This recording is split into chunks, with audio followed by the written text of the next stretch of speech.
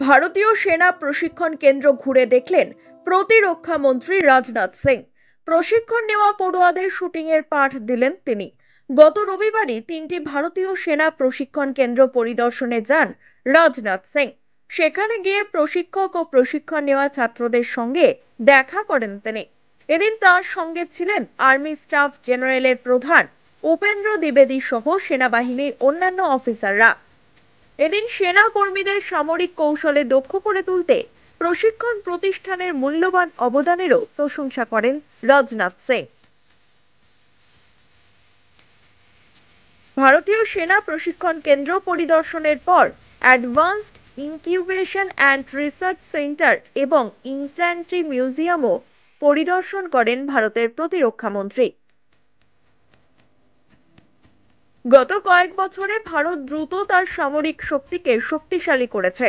দেশে অস্ত্র ও সরঞ্জামের উৎপাদনও বেড়েছে।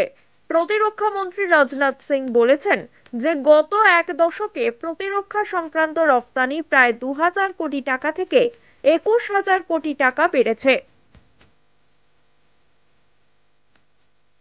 আর্মি ওয়্যার কলেজের কর্মকর্তাদের সম্বোধন করে রাজনাথ সিং বলেন, 2029 সালের মধ্যে প্রতিরক্ষা সম্পর্কিত রফতানি প্রায় 50,000 কোটি টাকায় বাড়ানোর লক্ষ্য রয়েছে। তিনি আরো বলেন, সেনাবাহিনীর প্রশিক্ষণ কেন্দ্রগুলি ভবিষ্যৎ চ্যালেঞ্জ মোকাবিলায় সেনাদের প্রস্তুত করতে গুরুত্বপূর্ণ ভূমিকা পালন করছে। পাশাপাশি রাজনাথ সিং এও বলেন যে যুদ্ধের পদ্ধতিতে বড় ধরনের পরিবর্তন এসেছে। এর মধ্যে রয়েছে তথ্য, কৃত্রিম বুদ্ধিমত্তা, ইলেকট্রোম্যাগনেটিক এবং সাইবার আক্রমণ। তিনি বলেন, এ ধরনের হামলা মোকাবিলায় সেনাবাহিনীকে উন্নত প্রশিক্ষণের পাশাপাশি সরঞ্জামাদি দিয়ে সজ্জিত করতে হবে।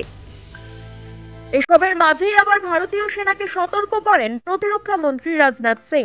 কাশ্মীরের পাকিস্তান সীমান্তে প্রায়শই উত্তেজনা দেখা দেয়। বারবার অনুপ্রবেশ রুখতে সংঘর্ষে জড়ায় ভারতীয় নিরাপত্তা বাহিনী। বর্তমানে ইউনূসের আমলে বাংলাদেশ সীমান্তে উত্তেজনার সৃষ্টি হয়েছে। উত্তর পূর্বের রাজ্যেও অশান্তির ঘটনা ঘটছে। এমন পরিস্থিতিতে ভারতীয় সেনাকে সতর্ক থাকার নির্দেশ দিলেন প্রতিরক্ষা মন্ত্রী রাজনাথ সিং। রবিবার মধ্যপ্রদেশের ইন্দোরে সেনার মোহ ক্যান্টনমেন্টে একটি অনুষ্ঠানে এই কথা বলেন রাজনাথ সিং।